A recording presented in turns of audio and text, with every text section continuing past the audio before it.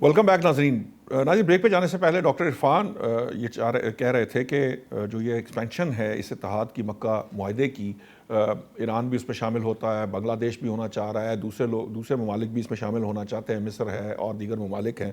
अगरचे कि हमने देखा कि मिस्र को भी शायद जो इतलात आई कि सऊदी अरब पसंद नहीं कर रहा था कि मिस्र उसका हिस्सा बने।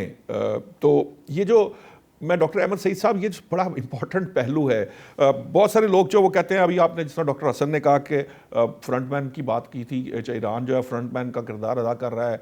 अब ये चाइना रशिया को कंट्रोल करने, कंटेन करने की जंग है। ये जो है जो जैसे कह लीजिए कि कोई बाज़ लोग कहते हैं $80 से ज़्यादा वेनेजुएला का ऑयल जो है वो तब फिजिबल होता है, उससे ज़्यादा रखने की जंग है। ये जो है ये मार्केटों का उतार चढ़ाव करके ख़ानदान जो ट्रंप ख़ानदान है उसके पैसा कमाने का ज़रिया, क्या एक्चुअली ये जंग है क्या? क्योंकि आप कभी हमले की बात करें, अमरीकी हमले की भी बात करें, तो उसका कोई सर पैर हमें नहीं नज़र आया था कि कोई वजह उस तरह की नहीं थी।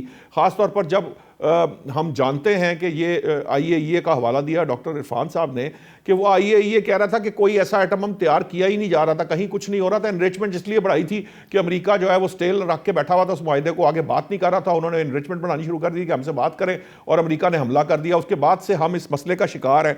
अब ये अगर ये इत्तेहाद एक साइड पे एक्सपैंड होता है, जितने ममालिक बढ़ते हैं उतना चलाना इसको मुश्किल हो जाएगा, या वाकई कोई ताकत बनेगा? और दूसरी जो मैं चाहूंगा कि थोड़ा सा जंग के पर्सपेक्टिव से, कि क्या ये वाकई जंग जो है वो है जो हमें नजर आती है, या इसके पीछे कुछ और ही मामलात हैं? जी, मेरे ख्याल में डॉक्टर इरफान साहब ने बड़े अच्छे तरीके से बहुत सारी चीज़ों को एक जगह पे मुश्तमिल कर दिया। मैं कोशिश करता हूँ इसको थोड़ा सिंप्लीफाई करूँ। एक तो ये हिस्टोरिकल पर्सपेक्टिव में अगर आप देखें कि 16वीं सदी से ऑनवर्ड जितनी भी सुपर पावर्स आई हैं, उनका जो फॉल का पैटर्न है, दो तीन चीज़ें उसमें बड़ी कॉमन रही हैं। एक तो ये है कि उनकी राइज के फ़ौरन बाद जो है इकोनॉमिक डाउन फॉल स्टार्ट होता है, जिसमें कि GDP टू डेट रेशो जो है वो समवेयर 150 से 200 के दरमियान होता है। ये जितनी भी प्रीवियस पार्स हैं उनको अगर आप देखें तो तकरीबन ये। फिर ये कि मिलिट्री आउटरीच उनकी बहुत बढ़ती है, और उसमें आउट स्ट्रेचिंग भी होती है, जिसमें कि अपने आप ये कह लें कि अपने जो उनके वसाइल कम होना शुरू हो जाते हैं उसको वो ओवर पावर करते हैं मिलिट्री आउटरीच से। तो इस तरह की तीन चार चीज़ें, और फिर ये कि इरेशनैलिटी उनके जो टॉप लीडरशिप में उसमें नज़र आना शुरू होती है, और वो क्रैक्स भी नज़र आते हैं।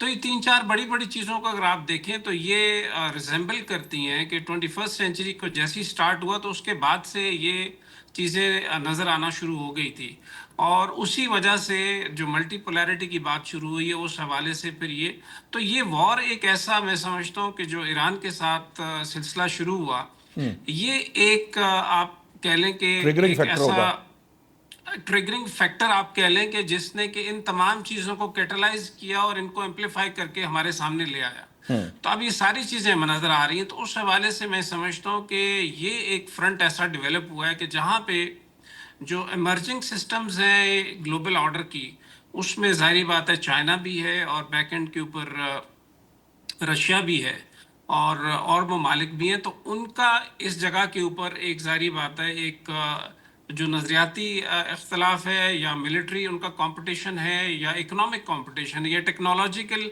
इन्फ्लुएंसेस हैं, उसकी एप्लीकेशन इनटू वॉर है, वो सारी चीज़ें एक जगह पे मुश्तमिल हुई हैं और वहाँ पे एप्लीकेशन हुई है। तो ये मेरे ख्याल में डॉक्टर साहब का कहना ठीक है कि ये war is actually start point, जहाँ से कि अभी आगे जो सिस्टम की चेंजिंग है वो बड़ी क्लैरिटी के साथ हमें नज़र आएगी।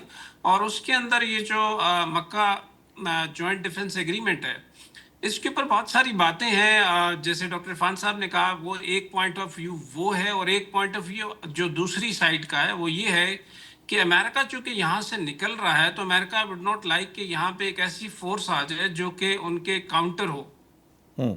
तो उस हवाले से जो तीन ममालिक जिन्होंने ये जो मक्का जॉइंट डिफेंस एग्रीमेंट किया, जिसमें पाकिस्तान है, टर्की है और सऊदीया, तीनों के ही ताल्लुकात अमेरिका के साथ बहुत अच्छे हैं उस हवाले से। तो ये यानी चाइना बेसिकली के हाथ में नहीं उनके, देना चाहते थे वो मिडल ईस्ट को, कि कहीं जी जी चाइना का बिल्कुल। कंट्रोल उस तरह का तो ना उस हो। हवाले से, जी, तो उस हवाले से ये पॉइंट ऑफ व्यू आता है कि शायद अमेरिका जो है वो शोल्डर शिफ्टिंग कर रहा है, ताकि यहाँ से निकल के एटलीस्ट इस एरिया से निकल के आउटसाइड, यानी कि जिबूती और اسرائیل کے ساتھ، وہ اس ایریا سے جا نہیں رہا. یہ تو میں آپ کو کنفرم کر رہا ہوں کہ وہ جا نہیں رہا، لیکن جو گلف ایریا یہاں سے اپنے جو 13 بیسز ہیں ان کو وہ ڈائلوٹ کرے گا، بیکاز پریزنس کی ایران نے شیپ چینج چونکہ کر رہا ہے اپنی، آپ یوں جی کہہ سکتے ہیں کہ پریزنس کی شیپ چینج کر رہا ہے، یعنی نئے جی سٹائل سے اس پریزنس کو. کی ہاں جی ایگزیکٹلی آپ کہہ رہے ہیں کہ اپنی جو یہاں پہ اس کی نمائندگی ہے، یہاں پہ جو اس کی پریزنس ہے، اس کو وہ ری شیپ کر رہا ہے. ٹھیک. تو ری شیپنگ بھی ہو رہی ہے، ری بیلنسنگ بھی ہو رہی ہے، ری پوزیشننگ بھی ہو رہی ہے، بیکاز ان کی فورسز اب یہاں سے نکل کے تھوڑا سا ڈسٹنٹ پہ آ گئی ہیں، اور ساتھ ہی ساتھ ان کا جو فلکرم ہے وہ شفٹ ہو رہا ہے پیسیفک کی طرف. تو یہاں سے اس کے اسی لیے وہ یہاں سے جلد اپنے آپ کو پیک اپ کرنا چاہتے ہیں، بیکاز ابھی وہاں پہ جو انڈیکیٹرز ہیں امریکن انٹیلیجنس کے، ان کے مطابق یہ 2027 تک China will become so much powerful کہ وہ تائیوان کو انیکس کرنے کی کوشش کرے گا. تو اس حوالے سے جو ان کی پیسیفک کمانڈ ہے، جو 52% آف دی ٹوٹل ملٹری ہے ان کی، اس کو وہ اسٹرینتھن کرنا چاہتے ہیں تاکہ وہاں پہ اپنے آپ کو یہ ایک فورس کے طور پہ دوبارہ اپلائی کریں. سو دس ٹھیک. از اے ری پوزیشننگ وچ آئی تھنک. تو اس حوالے سے میرا پوائنٹ آف ویو یہ ہے. ٹھیک ہے ڈاکٹر حسن، آپ کی مجھے یاد ہے 2000 کی بات ہوگی، میں نے ایک کالم ڈیلی ٹائمز میں تھا، راوین کے نام سے لکھا کرتے تھے، وہ اپنا نام نہیں بتاتے تھے، وہ راوین کے نام سے ہی آتا تھا کالم. اس میں نے دیکھا تھا، میں اس کو پڑھ رہا تھا، مجھے یاد ہے وہ اچھے طریقے سے، کہ اس وقت بتایا گیا تھا کہ ایکچولی یو ایس اکانومی اس سے 2 دہائیاں قبل ایکچولی کلیپس کر چکی ہے ان ریئل ٹرمز. یہ تو وہاں کے معیشت دان بینگ اے سپر پاور ہونے کے ناطے کچھ لیوریجز ایسے استعمال کرتے ہیں جس کی وجہ سے وہ اپنے آپ کو سروائیو کرائے ہوئے ہیں. لیکن اس بات کو بھی آج 26 سال گزر گئے ہیں، یعنی کوئی 1/4 دہائی گزر گئی ہے، وہ سروائیو کرتے چلے آ رہے ہیں. پیٹرو ڈالر کا جو کنٹرول ہے دنیا میں، ڈالر کا جو کنٹرول ہے دنیا میں، جو ہیجمونک ڈیزائن جو ایکچولی بنایا ہوا ہے پوری دنیا کے اندر امریکہ نے، کیا وہ اس سے دستبردار ہو جائے گا اتنی آسانی سے؟ کیا حالات اس لیول پہ آ گئے ہیں کہ مجبوراً اسے واقعتاً ان پوزیشنز کو چھوڑ کر پیچھے ہٹنا پڑے گا؟ یا یہ جس طرح ری شیپنگ کی بات ہوئی ہے کہ یہ ایک ارینجمنٹ ہے، ایکچولی ایک نیا سٹائل کا ارینجمنٹ ہے، جس طرح وہ ارینجمنٹ ہوگا باقی معاملات اس طرح ہی چلتے رہیں گے؟ یہ اس لیے بھی امپورٹنٹ ہے کہ بات چائنا اور تائیوان کی بھی ہے، بات کوریا، ساؤتھ کوریا اور نارتھ کوریا کے اندر بھی اس سائڈ کی بھی ہو رہی ہے. وہاں بھی ایک آبنائے ہے جس کے اوپر پرابلم ہے. $80 والی جو بات میں نے آپ سے کہی، تیل کی معیشت ایکچولی جو ہے وہ بھی اپنی جگہ پہ ہے. اور اب ترکیہ اور اسرائیل کا جو معاملہ شام میں ہو رہا ہے وہ بھی چیزوں کو اسکلیٹ کر رہا ہے. تو ایک سائڈ بند ہوگی، دوسری سائڈ کھل جائے گی، تیل وہیں رہے گا، پھر دوسری بند ہوگی، تیسری کھل جائے گی، تیل وہیں رہے گا. کیونکہ یہ سارا کچھ جو ہے یہ سم ہاؤ اکنامکلی بینیفٹ کرتا ہے یو ایس کو. آپ کو لگتا ہے یہ اسی طرح ہی ہے یا واقعتاً نہیں، یہ اس طرح کی بات نہیں ہے؟ الٹیمیٹلی جو ڈاکٹر صاحب کہہ رہے ہیں کہ اب یہ وقت آ گیا ہے کہ مڈل پاورز ڈیولپ ہو رہی ہیں اور آہستہ آہستہ مجبور ہو جائے گا امریکہ. نوشاد صاحب دیکھیے، امریکہ کا پیٹرو ڈالر ختم ہوگا، لیکن ابھی نہیں ختم ہوگا. اس میں بھی وقت ہے، 10-15 سال لگیں گے اس کام میں. یہ بھی ایک یعنی محتاط اندازہ ہے، اس لیے کہ چائنا ختم نہیں ہونے دے گا پیٹرو ڈالر. جی، اس کے اپنے کس مفادات اس کرنسی سے پہ ہیں شفٹ ہوں گے، کس کرنسی پہ شفٹ ہوں گے ان کے، اور کتنے ملکوں کے جو ریزروز ہیں وہ ڈالر میں ہیں، ان کا کیا ہوگا. تقریباً ایک ایسٹیمیٹ ہے 40-45 ٹریلین ڈالر جو ہیں وہ اس میں موجود ہیں نون. لیکن یہ جو حسن صاحب، یہ جو پیچھے گولڈ کا جو ایک ببل ڈیولپ ہوا تھا، اس کے اندر بھی یہ کہا جاتا ہے کہ بہت سارے ٹریجری بانڈز جو ہیں یو ایس کے، وہ انکیش کرا کے گولڈ میں پیسہ ڈالا گیا. کیش کرائے تھے، چائنا نے بھی کروائے، بہت سارے ممالک نے کروائے ہیں، اور بہت سے ملکوں نے کرائے تھے. لیکن اس میں جب ہم کرنسی شفٹ کریں گے، کسی اور کرنسی میں جائیں گے، تو اس کرنسی کو پھر وہ بوجھ اٹھانا پڑے گا نا. اس کو پورا فائنینشل سسٹم کا بوجھ اٹھانا پڑے گا. اور چائنا ایک ایکسپورٹ اورینٹڈ اکانومی ہے. وہ کیوں چاہیں گے کہ ان کی کرنسی اتنی اپریشیٹ ہو جائے؟ کیونکہ جب پیٹرو ڈالر پہ شفٹ ہوا امریکہ، تو اس کا نتیجہ کیا نکلا تھا؟ ڈی انڈسٹریلائزیشن ہوئی. جب ڈالر جی جی اپریشیٹ کرے گا تو ڈی انڈسٹریلائزیشن ہوئی. تو چائنا تو نہیں چاہے گا کہ وہ ڈی انڈسٹریلائز ہو جائے ان کا، اور جو انہوں نے 50 سال بعد بھگتا وہی سٹوری ان کے ساتھ ریپیٹ ہو. وہ کیوں چاہیں گے کہ یہ اس کا ریپیٹ ٹیلی کاسٹ ہم تیار کریں؟ نو. سو یہ نہیں ہوگا ایسی جلدی. اس کا کیا मैकेनिज्म बनेगा आगे जाके 15-20 साल के बाद, कोई और तरीका निकालेंगे, कोई और गोल्ड स्टैंडर्ड रखेंगे, कोई बिटकॉइन बनेगा, कोई डिजिटल करेंसी बनेगी, क्रिप्टो। वी डोंट नो, देखेंगे आगे जाके। तो अभी इसको स्पेकुलेट करना बहुत मुश्किल है इस चीज को, कि ये डॉलर जब ये खत्म होगा तो फिर उसकी जगह क्या चीज लेगी। दूसरी बात ये है कि दुरुस्त फरमाया डॉक्टर अहमद ने कि अभी तो अमेरिका अपने अड्डे खत्म नहीं कर रहा, और ये इसमें भी वक्त बाकी है, 8-10 साल का वक्त, और जब ये खत्म होंगे यहाँ से अड्डे, तो ये मिडल ईस्ट किसी के काम का भी नहीं रह गया होगा। ये भी याद रखिए। मैं अपनी उस बात पर कायम हूं। मैंने आपको मिड अक्टूबर टू नवंबर की जो मैं बात की थी, हम उसके करीब जा रहे हैं हर गुजरते दिन के साथ। जो वॉर की एस्केलेशन होनी है और जहां से वॉर ट्रिगर होनी है, स्प्रेड होनी है, हम उसके करीब बढ़ रहे हैं। अभी तक वो जो उसके पॉइंटर्स हैं वो चेंज नहीं हुए हैं, क्योंकि पॉइंटर्स उसके कांस्टेंट्स जो हैं वहीं पे मौजूद हैं, तो वो बात भी वहीं पे मौजूद है। जब वो अगर वो चेंज हो जाते हैं तो फिर हम इस तज्जिए को चेंज कर लेंगे। ठीक। अगर अमेरिका यहाँ पे जो साउथ चाइना सी वाली साइड है, मेरा गुमान ये है, बल्कि किसी हद तक यकीन है मुझे, कि अमेरिका इंडिया में कहीं पे, केरला में, गोवा में, यहाँ पे अपने अड्डे बनाएगा, यहाँ पे बैठेंगे।